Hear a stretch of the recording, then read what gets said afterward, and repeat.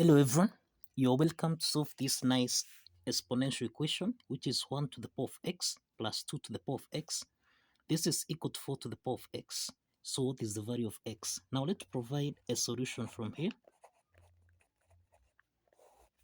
Now we have 1 to the power of x plus 2 to the power of x. This is equal to 4 to the power of x. 1 to the power of x, this is 1, then plus 2 to the power of x. This is equal to 4 to the power of x. You can express 4 as 2 to the power of 2 raised to the power of x. 2 to the power of 2 to the power of x. This is in the form of a to the power of n raised to the power of m, which we can express as a to the power of m raised to the power of n. Applying this exponent property, then we have 1 plus 2 to the power of x. This is equal to 2 to the power of x raised to the power of 2. The next step is that we can let 2 to the power of x be equal to u. Let's substitute 2 to the power of x with u so that we have 1 plus u. This is equal to u squared. Now let's take 1 plus u on the right hand side so that we have u squared minus u minus 1. This is equal to 0. Now this is a quadratic equation here of the form au squared plus bu plus c. This is equal to 0. From this quadratic equation here, we have that a is equal to 1, b is equal to minus 1, and that c is equal to minus 1. So we can solve for u1, u2 by applying the quadratic formula here, which is minus b plus or minus the square root of b squared minus 4ac, everything here divided by 2 times a. Now let's substitute the values of a, b, and c so that we have minus 1 plus or minus, we have the square root of minus 1 squared, then minus 4 times a, which is 1, then times c, which is minus 1, everything here divided by 2 times 1. So this implies that here we have minus times minus 1, this is 1, plus or minus, we have the square root of minus 1 squared, this is 1, minus 4 times minus 1, this is plus 4, everything here divided by 2. So we have here 1 plus or minus the square root of 1 plus 4, this is 5, then everything here divided by 2. So this implies that u1 is equal to 1 plus square root of 5 divided by 2, and we have that u2 is equal to 1 subtract square root of 5 divided by 2. Now, if you recall, we are saying that let 2 to the power of x be equal to u. So this implies that here we have 2 to the power of x. This is equal to 1 plus square root of 5 divided by 2.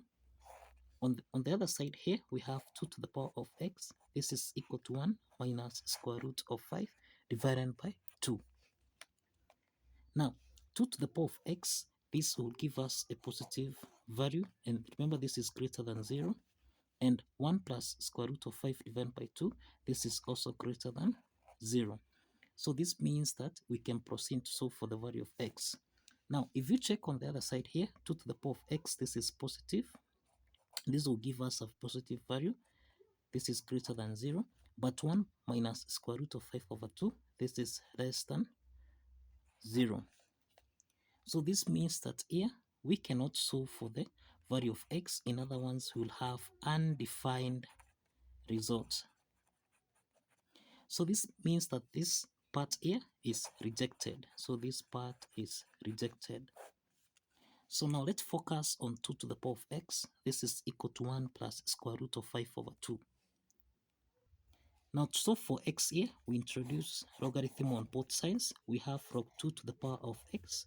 This is equal to log 1 plus square root of 5 divided by 2. Now, log 2 to the power of x, this is in the form of log a to the power of n, which we can express as n log a. Applying this power rule property, then log 2 to the power of x becomes x log 2. This is equal to log 1 plus square root of 5 divided by 2. The next step is to divide both signs by log 2. So here we divide here by log 2. So let's simplify log 2 and log 2 here, so that we have x is equal to, this is log 1 plus square root of 5 divided by 2 divided by log 2.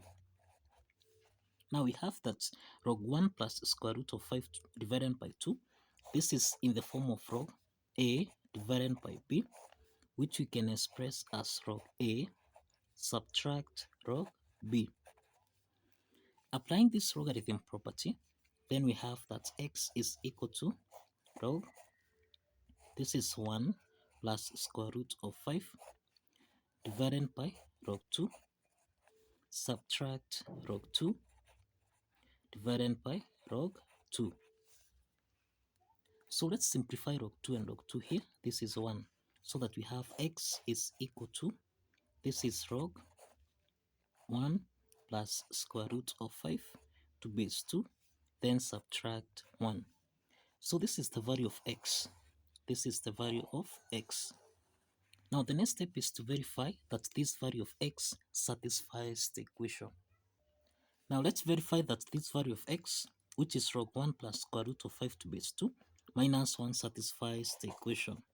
Now, if you recall, we end that 1 raised to the power of x plus 2 to the power of x. This is equal to 4 to the power of x. 1 to the power of x, this is 1, then plus 2 to the power of x. Let's substitute x, which is log 1 plus square root of 5 to base 2, then subtract 1. This is equal to 4, which you can express as 2 to the power of 2. We have x equal to log 1 plus square root of 5 to base 2 minus 1. Now this implies that we have 1 plus 2 to the power of log 1 plus square root of 5 to base 2 subtract 1. This is equal to, now this is 2 to the power of, let's open the parentheses here. We have 2 times 2 log 1 plus square root of 5 to base 2, then subtract 2 times 1, which is minus 2.